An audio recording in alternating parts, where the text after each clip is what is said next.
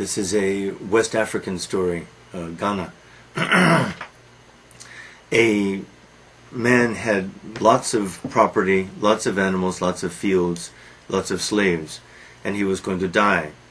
Now, in his community, the tradition was that when a man died, he would leave everything not to his own sons, but to his sister's son, his nephew. And the man was worried about this because he feared that his nephew would waste everything that he had worked hard to accumulate. So he called his nephew to him and he said, "Nephew, I have decided to let you inherit one thing from me.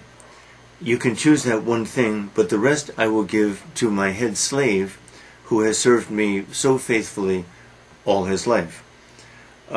And so the nephew went away thoughtfully and a little bit bitterly. Clearly, my uncle doesn't want me to inherit his things, and so I will refuse to choose anything.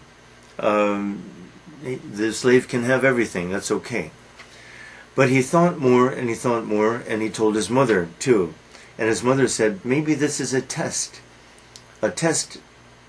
of you. And so he went away and thought some more. Then the rich man died, and the assembly gathered to decide the inheritance. And the nephew went to this assembly. The leader of the community said, this man has decided not to give everything to his nephew, rather only one thing. And many people don't like this because our tradition, according to our tradition, the nephew receives everything. But he said, you may receive one thing, so what do you choose?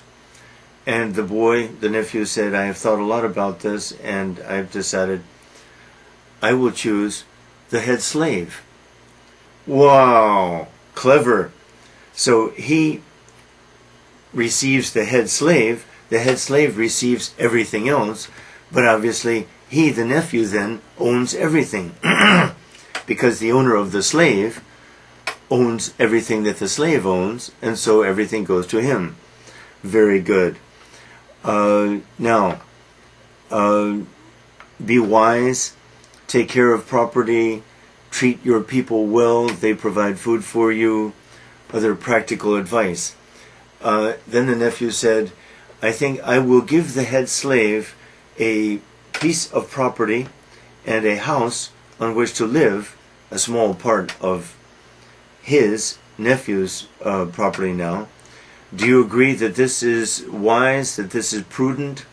Everyone agreed that this was an honorable thing to do.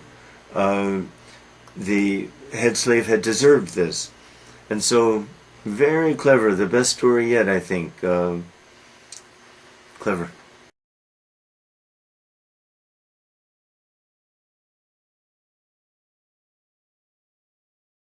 Number 1.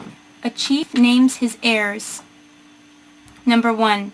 To whom was the man supposed to give his things to when he died? Number 2. Why didn't the man want to give his things to his nephew? Number 3. What did the man tell his nephew? Number 4. What was the one thing the nephew chose? Number 5. Why did the nephew choose the head slave? Number 6. What did the nephew do for the slave?